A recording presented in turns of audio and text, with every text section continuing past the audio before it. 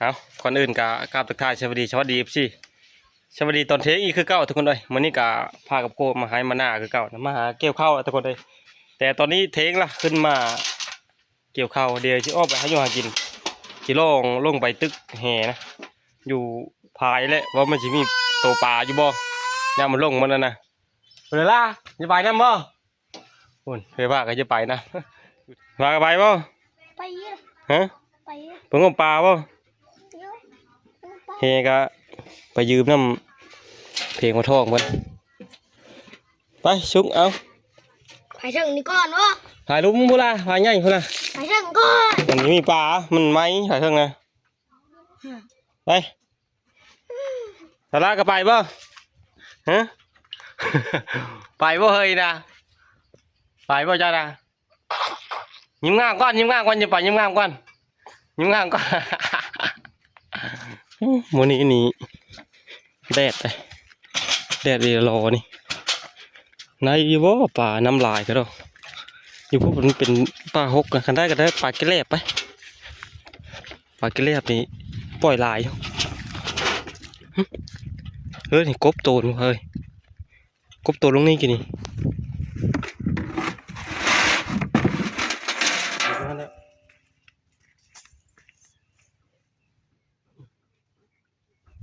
ไอ้บ่พอดีกินข้าวเที่ยงนี่กันเนาะ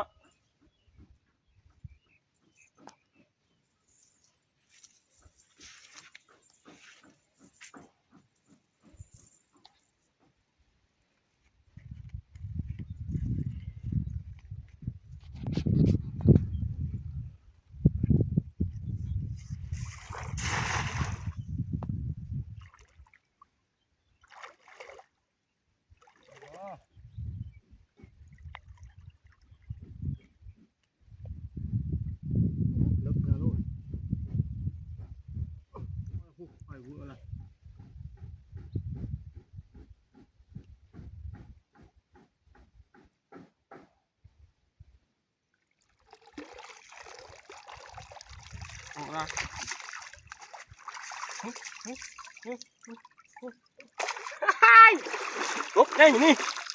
กบพอมาหมันกบบันนี้ใช่กบทุกคนเลยกบเอา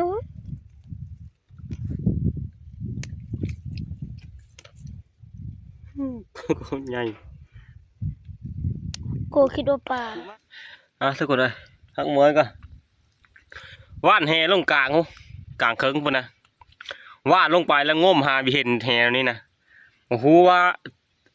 ป่าแก่ไปหรือเปล่าว่านปึ๊กลงไปแล้วลงง้มมิจิลี่ไม่ช้อนหักไม่ช้อนละโมเห็นเลยทั่วเอาทองมางมซอยแต่มันสิเห็นหรือเปล่าก็บ่ฮู้แหละถ้าเบิ่งนี่แหละเดี๋ยวเฮาลงไปช้อนทาปลานะอาจจะได้ตัวนึงกับกบตัวนึงบ่ได้เป็น2ตัวก็นี่ก็ฝนตกแต่มันเช้าเลยมืดมากแล้วตกแล้วฝนเพราะว่าลงมานี้ละระว่างนี่แหละมันยาวไปแห่นะแห่มีมนมันยาวแต่พอเห็นเดี๋ยวท้องมันกินข้าวอยู่เดี๋ยวเพิ่นจะมางมซอยน้ำถึงเงียบคักกันเลยแต่ป่ามันบางทีมันขึ้นอยู่ปุ๊มันอยู่ขึ้นอยู่ป่าไม้บกปุ๊เพราะว่าผายมันหกเลยวันนี้ชิลงหาแห่คนทุกคนอาศัยไม้นี่แหละชักไม้นี่ก็จนยืดลิฟต์เลยประมาณอยู่น้ำมีได้เลิกเนาะประมาณอยู่2 เมตร 3 เมตรนี่แหละหรือ4 เมตรน้ำพายนะตอนว่านึกว่าอยู่นี่เว้ยไปเท่าไหร่วะ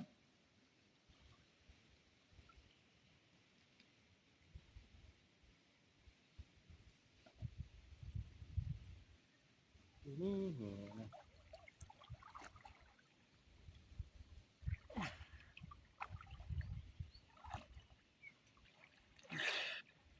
เฮ้ก็เป็นโอ้ย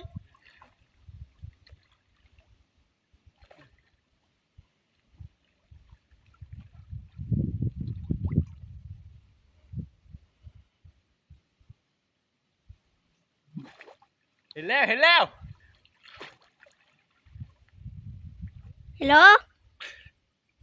เห็นแหวเด้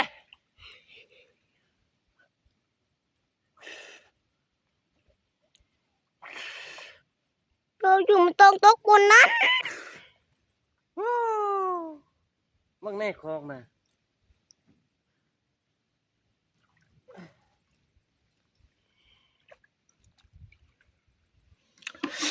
นะลงตึงแหกันทุกคนเลยได้อยู่ป่าตัวหนึงกับกบตัวหนึงได้ชั้นนี้ละเฮจนเป็นชั่วโมงเพื่อจะเห็นเฮก็ได้ลึกอีมันนั่นก็ไม่ได้เลย ก็เลยขึ้นมาหนาว เม่นเน่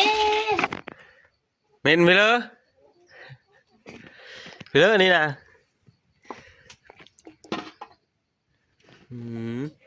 ไข่ไก่ต้มไข่ไก่ข้างหม้อไก่ข้างห้าง แทะกินแล้วปุ๊บ เช้านี่ก็มีเพื่อเอาให้อยู่นี่นะเฮียสองเล็บนี่บ่ป้งเลยจักบ่ดิสี่เล็บเพิ่นนี่กินข้าวแล้วลูกบ่เจ้ากินข้าวละบ่ลงมาเกี่ยวข้าวอีกทุกคนเลยแต่ก็ได้เกี่ยวหลายเติบเลยนี่มาขุดเอาโหเพิ่นนะบ่อันนี้แมงข้ามได้อีกทุกคนแมงข้ามนะคู่พาเพิ่นว่าไว้นะแมงข้ามมั่นในช่วงนี้ได้มาดูการมั่นแล้วอันนี้เกิดโหเพิ่นนี่นะ โอ้ทั้งคู่ อีกกระดิโหยาคู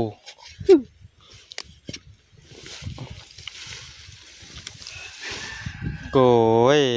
โยเขาไม่ได้ปูโอ้ยรถดูรถไถทิ่มมันนี่ซื้อ นักไอ้ฮันกับเพื่อนลายหนึงโหน้อยดีอยู่ทุกคนเลย งะเงาเงย น่ะนี่มือมกก็ได้นึ่งก็ได้ กินดิบก็ได้ กินดิบก็ได้รสชาติมันสิมัน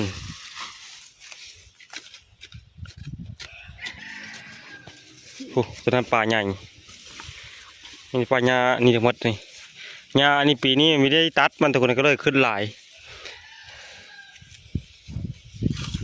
นี่เพิ่งเคยนี่สุ่มนี่น่าจะหลายนะตัวนี้มันเป็นกองฮาตัวนี้มันจะโหดกเนี่ยตัวนี้นะ คือไม่ ทีมงานมันต้นชะนี่เกิด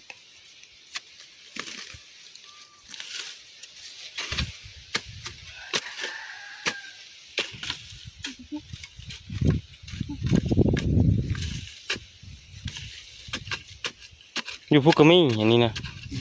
ทั้งเนอพวกกูกระบอกกูกอยเหงาแต่อันนี้มันนี่นะ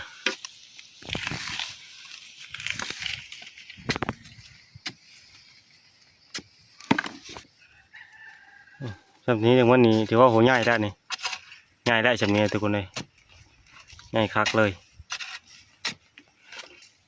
อันนี้น่าจะได้แต่โหอยู่ตัวนี้มีแต่โหนี่อันยาวๆทั้งหมด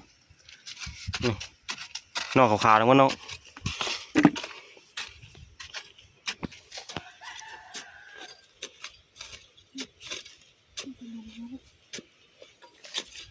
ยังขึ้นบ่ดีไปขึ้นบ่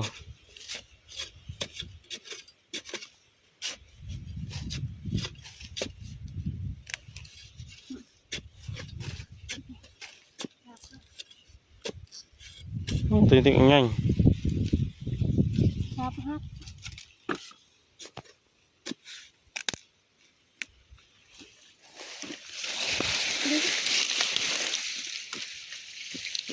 อึบอู้น่ะนะเอ็นขาดละนี่โอ้ลายเยอะเลยทุกคนเลย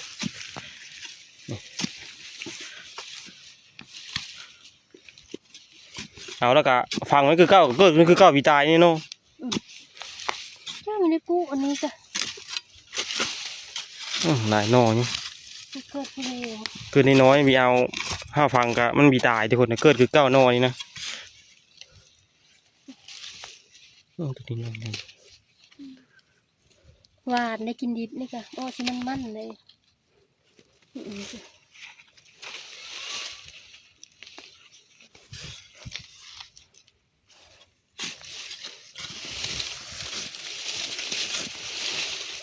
หมดได้หลายหน่อเติบตัวนี้มาคู่มาได้หลายหน่อดิ นี่ทำมาอะไรจ้ะ 2 4 6 8 10 12 14โอ้หลายๆดิโตเชื่อก่อนก็มีทุกคนเลยทางไว้คือเก้าทางนี้คือซ้ายหำตรงเต็งเนาะ โยกมันอะไรเงาแต่ใช่ มีแต่ฮะอันนั้นฮะฟอยลายเป็นโหทั้งน้อย นี่ก็ก่อนึง อยู่ฝั่งไทยเขาเอิ้นนอไปเลย จักที่เลยวะเขาเอิ้นนะ อยู่ฝั่งไทยเขาเอิ้นนอไปเลยทุกคนมันคือเบอร์ว่านเบอร์เลยไปนะนี่มีแต่ฮะฟอยชุดลายนะ อันนี้ค่ะ นะนี่เบอร์มันเป็นอันนี้ อันเก้าปีกาย คืออันใบโหค่าทุกคนเลยใบมันนะแต่นอมันนะนี่สีขาวๆแบบนี้ฮะมันอะไรกันเก็บพอได้กินอยู่แล้วดินี่ได้หลายเติบบุกตาเป็นโตทุกคนเลยแต่อันอยู่ทางฝนนะเบิ่งแน่คุ้มฝนพระดังตึงฮืออยู่ได้แต่ผู้มาชิมาฮอนเฮาหรือบ่มืดกำลังมันไหลขึ้นมาตะกี้นี่แห้งมืดกว่านี้มันกระจายขึ้นมาเพียนี่ยันตกอยู่ยันมืดมาฮ้อนจักๆก็นี่นะแต่เป็นก็เริ่มบิดปลายไม้เลยมื้ออื่นเอาเขาเจ้ามาช้อยอีกผู้หนึงน่าจะแล้วมาท่อกับโซ่นี่ทุกคนแต่ละมือโซ่รถไฟฟ้าฮะคิดโตวนว่ามื้ออื่นคนยังไปแต่เบิ่งมื้อแรกเบิ่งกระโทษโชดนี่ล่ะหันนี่ไปก็ ได้เข้าไปแล้ว เข้าทั้งแล้วเข้าหน้ากันย่างอยู่ไปเลิกทำแล้วดูดิโน่มื้อแรกมาเกี่ยวข้าวได้มาเช่อีไรหรือหนึ่งกันข้าวเจ็บแมวไม่ได้ อันนี้อ่ะตอนเราเชื่อกันตั้งแต่ดำก็มีเห็นในปนี้จำนาทิมผีน้อยคือเขาเว้า ประตูงามไม่ร้อนงามไม่ดูจุดหายล่ำเจอไม่ติดล่ำโดทั้งหมดแต่ไฟเลือมันขึ้นเลยโทรศัพท์นี้นะใหญ่เนี่ยไม่ดูกันอันนี้ไม่เต้อันนี้ปุ่งใหม่เลยเหงื่อละไปเมื่อบัดนี้ฝนห้ามแท้แรงนี่กิ๊กผู้พาเพื่อนเอาน้องทุกคนเลยเอาอีอุดโอ้เป็นคนนะลีมีห้องมีให้นี่กะอยู่น้ำมังอายบ่ล่ะบ่ฮ่า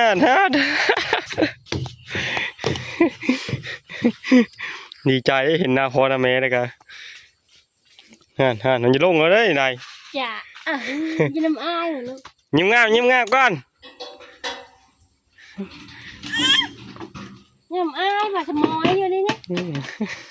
เฮ้ยแม่ได้เดี๋ยวว่านะ ทีเลิศนี่กบมูนั้นนะกบส่งโตปลาตัวหนึ่งปลา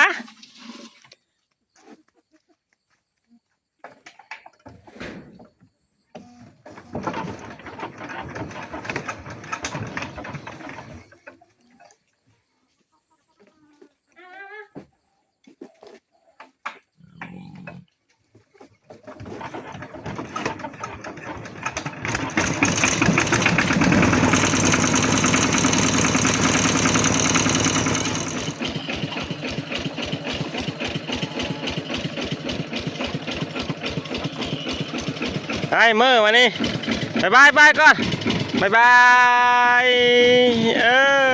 ครับเดินทางเมื่อบัดนี้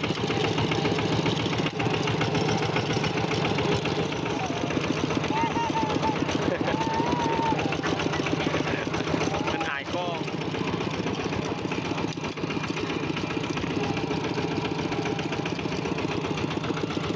เราชิลัดเมื่อทางโคกนี่ทางนี้เมื่อทางไม่ได้ยังเป็นตุ่มอยู่ทุกคนเลยมันตุ่มแล้วกับมันเลิกทะเลแห้งคักอีประมาณที่หน้าจะเที่ยวได้ทางนี้มันจะเป็นทางโค้งวันนี้ก็ได้มาวันเทิร์นทุกคนเลยเดี๋ยวหากินข้าวกินน้ำจะไปเกี่ยวข้าวต่อยงานโอนะกับข้าวค่อยเลยก็เจ้าไว้เกี่ยวซอยทั่วอบทองมันไปเกี่ยวซอยเนี่ยทุกคนเลยแต่พวกมันจะไปหรือบ่ เกี่ยวหน้าประเชษพอแหละ